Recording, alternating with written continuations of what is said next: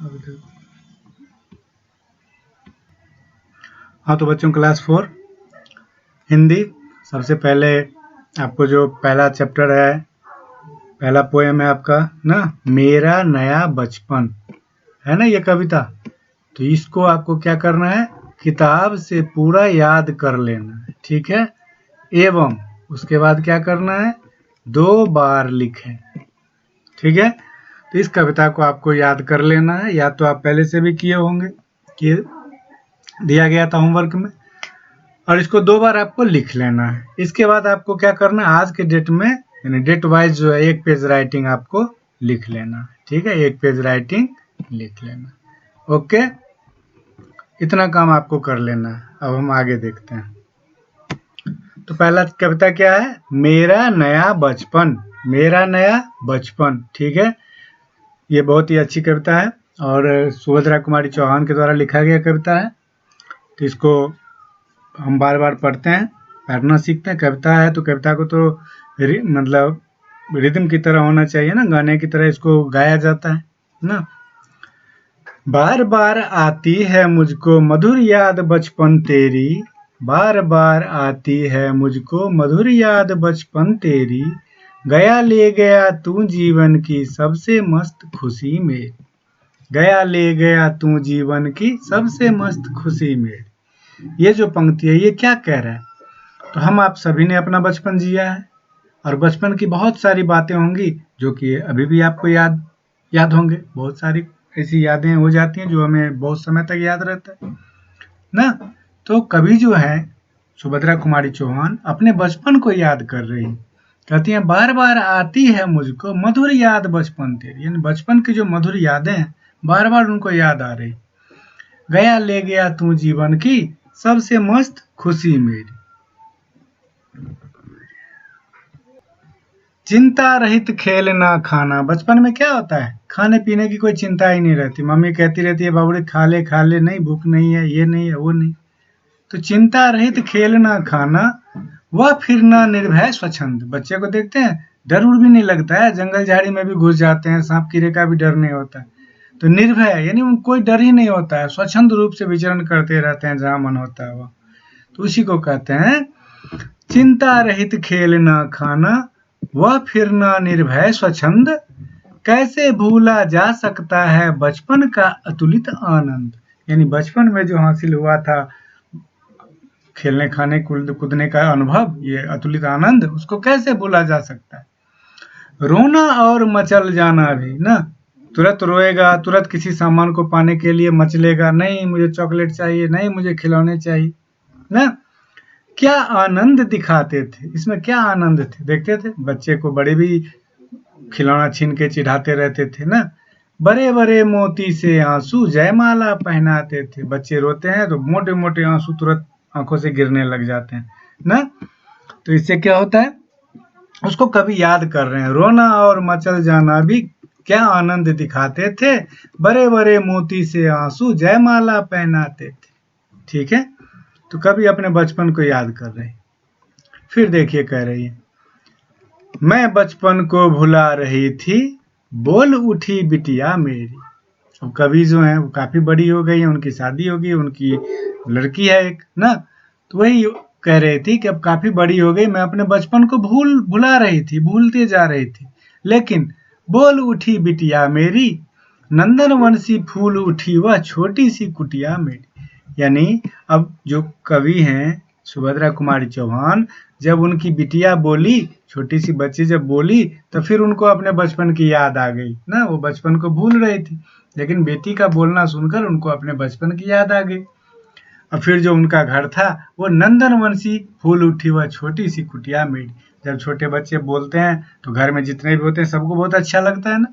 तो वही क्या बोली, तो माँ ओ कहकर बुला रही थी। उनकी बिटिया क्या कर रही थी, माँ ओ कहकर बुला रही थी, मिट्टी खाकर आई थी। छोटे बच्चे मिट्टी उट्टी खाने लग जाते हैं ना, जब खुद से इधर उधर घूमने लुढ़कने लग जाते हैं। तो कुछ मुंह में, कुछ लिए हाथ में, कुछ को मुंह में डाल रखी थी मिट्टी, कुछ हाथ में ली थी ना, और मुझे खिलाने आई थी। बच्चे तो नहीं जानते कि ये मिट्टी है, ये खाने की चीज नहीं।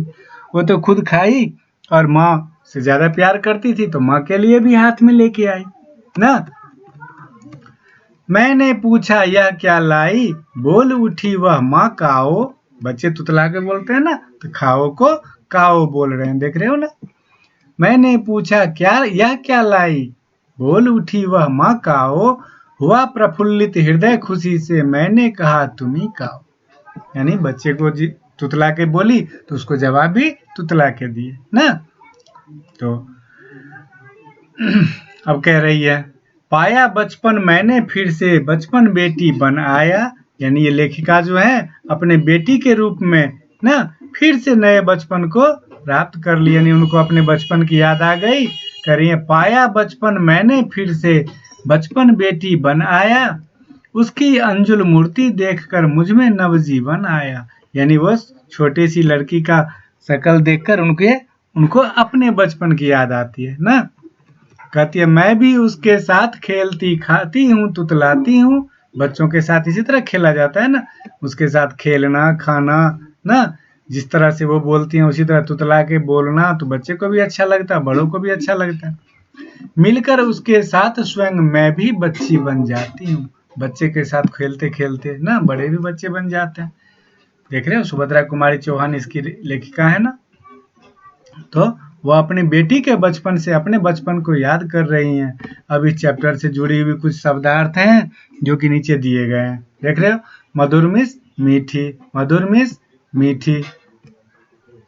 निर्भय मिस बिना डर के, स्वच्छंद मिस बिना रोक टोक के। कुटिया मीन्स झोपड़ी। प्रफुल्लित मीन्स क्या होता, प्रफुल्लित। ये काफी, तो जो कठिन वर्ड है ना तो उसको लिखने की भी प्रैक्टिस कीजिएगा तो लिखना आ जाएगा, ठीक है। तो प्रफुल्लित मीन्स खुश आनंदित ना। मंजुल सुंदर, नव नया। जयमाला यानी विजय का सेहरा, ठीक है। अब इस चैप्टर से जुड़े कुछ क्वेश्चन आंसर भी होंगे, चूंकि 2 बार इसका होमवर्क आपको मिल चुका है। क्वेश्चन आंसर, कवित्री को बार बार किसकी याद आ रही, किसकी याद आती है, तो कवित्री को बार बार अपने बचपन की याद आती है ना। दूसरा है, कवित्री ने अपना बचपन दोबारा किस रूप में पाया, तो कवित्री ने अपना बचपन दोबारा अपने बेटी के रूप में पाया ना, यही होगा ना। कवित्री की कुटिया कब उपवन बन गई, तो कवित्री की कुटिया तब उपवन बन गई जब उनकी छोटी सी बेटी ने बोलना सीखा ना, जब। अब है सही उत्तर पर टिक लगाना है। कवित्री को याद आती है किसकी, बचपन की या माता पिता की या अपने पुत्र की, तो अपने बचपन की याद आ रही है ना, तो इसमें टिक लगाएंगे। कवित्री की बेटी क्या खाकर आई थी जी, लड्डू या सेब या मिट्टी, क्या होगा, मिट्टी, ठीक है। अब इसी तरह आगे बढ़ते हैं। खाली स्थान को भरना है, तो ये तो कविता की ही छूटी हुई पंक्तियां हैं, तो कविता याद हो जाएगा तो आप लिख सकते हो ना। चिंता रहित खेलना खाना और फिरना, ठीक है। इसको लिख लीजिएगा, पूरी कर लीजिएगा कविता से याद करके। पहले कविता याद कर लेना है, 2 बार लिख लेना है, फिर क्वेश्चन आंसर को तैयार करना है। कॉपी में डेट वाइज तैयार करके रख देने हैं। जब कॉपी जमा हो जाएंगी, चेक करके आपको वापस मिल जाएगा, तब फिर आपको इसका फेयर तैयार करना है, ठीक है। सही वाक्य जो सही लगे उस पर सही का निशान, गलत है तो गलत का निशान लगाना।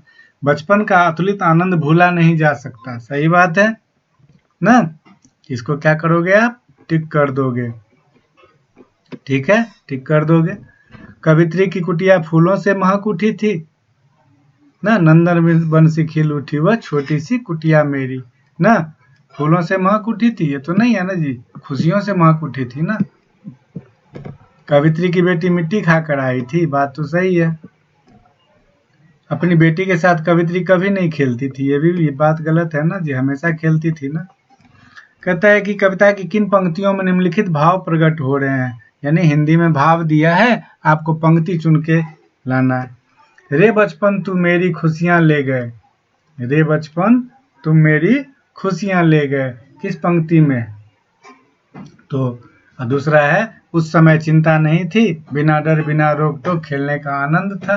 क और ख देख लिए। अब हम कविता की ओर आगे बढ़ेंगे और देखिए,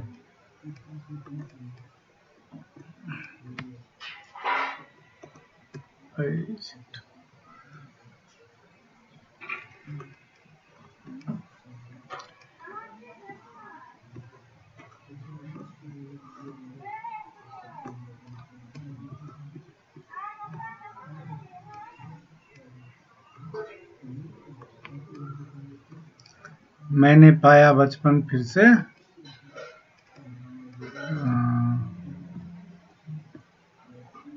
मैं बचपन को भुला रही थी, बोल उठी बिटिया मेरी। तो पहला का आंसर क्या होगा? मैं बचपन को भुला रही थी, बोल उठी बिटिया मेरी। ठीक है। नंदनवन सी खिल उठी वह छोटी सी कुटिया मेरी। चिंता रहित खेलना खाना, इसमें तो वही होगा ना, वो वाली पंक्ति होगी तो इसमें वो भर देंगे। ठीक है।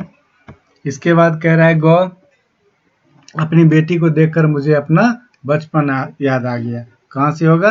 तो मैं बचपन को भुला रही थी, बोल उठी बिटिया मेरी, इस पंक्ति से ना। यही पंक्ति यहाँ पे लिख देंगे। ठीक है। अब कह रहा है प्रश्नों का उत्तर देना। कवित्री को अपने बचपन की याद क्यों आती है? कवित्री को अपने बेटी को देखकर अपने बचपन की याद आती है ना। बचपन के आनंद को अतुलित क्यों कहा गया है? क्योंकि बचपन में जो खेलने, खाने, उछलने, कूदने में जो आनंद है वह फिर जीवन में कभी नहीं मिल पाता है ना। तो इसीलिए बचपन के आनंद को अतुलित आनंद कहा गया है। अतुलित, उसकी तुलना नहीं की जा सकती है। अतुलित का मतलब जिसकी तुलना ना की जा सके। छोटे बच्चों के साथ खेलने में खुशी क्यों होती है? क्योंकि छोटे बच्चे जो होते हैं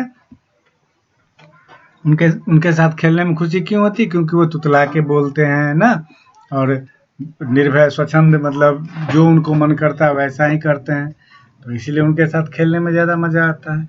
अब है विलोम शब्द लिखना है। विलोम शब्द तो जानते हैं, विलोम शब्द किसे कहते हैं? तो वह शब्द जो एक दूसरे का विपरीत अर्थ देते हैं विलोम शब्द कहलाते हैं। तो मधुर, ठीक है, मधुर का विलोम क्या होगा? ठीक है, तो मधुर का विलोम हो गया कटु। इसी तरह निर्भय, निर्भय, निर्भय का मतलब क्या होता है? जिससे डर ना हो। निर्भय का क्या होगा? तो निर्भय का दीजिएगा भयभीत। ठीक है। जीवन का मरण या मृत्यु, आना का जाना, रोना का हंसना, बड़ा का छोटा, ये सब क्या हो जाएगा? विपरीतार्थक शब्द हो जाएंगे। ठीक है। अब यहाँ पढ़ना और समझना है। इत, ठीक है, उपसर्ग और प्रत्यय पढ़े थे ना आप। तो उपसर्ग और प्रत्यय में जो मतलब वैसे शब्द थे जो किसी शब्द के शुरू में लगते थे और अर्थ को बदलते थे तो उसे उपसर्ग कहते थे, और बाद में लगते थे और अर्थ को बदलते थे तो प्रत्यय कहलाते थे। यहाँ पे आपको इत जोड़ना है। देख रहे हो, इत क्या है? प्रत्यय है। यहाँ पे देखिए, आनंद में इत जोड़ दिया, बाद में जोड़ा गया ना, तो प्रत्यय है तो आनंदित हो गया। प्रफुल्ल में इत जोड़ दिया तो प्रफुल्लित हो गया ना। इया ना, तो कुटिया, इया से बना कुटिया, बिटिया ना। और क्या बनेगा? तो एक आपको लिख देना। इसी तरह निर से बना निर्भय, ये उपसर्ग हो गया। देख रहे हो, शुरू में लग रहा है निर्भय, निर्जन, निश्चल, कुछ भी लिख सकते हैं। कु से हो गया कुपुत्र, कुकर्म। ठीक है। एक और आपको लिखना है, कुमार्ग हो सकता है। ठीक है। वाक्य बनाना है। बचपन से वाक्य बनाना है ना, आंसू से वाक्य बनाने, कुटिया से वाक्य बनाने हैं। तो ये सब तो आप पहले क्लास में भी पढ़े हुए हो और आप बना सकते हो। तो आप बना के दोगे, गलत होगी तो आपको सही कर दिया जाएगा। ठीक है। और जब सही कर देंगे तो फिर उसको फिर तैयार कर लेना। ओके। तो इस तरह से आपका ये चैप्टर खत्म हो गया। तो इसको पूरा चैप्टर को तैयार कर लेना है। क्या क्या करना है? पहले कविता को याद करना है, 2 बार उसको लिख लेना है, शब्दार्थ को याद कर लेना है, और सारे क्वेश्चन आंसर को कॉपी में बना के रख देना है। ठीक है। तो इतना काम कर लेना। Okay, bye.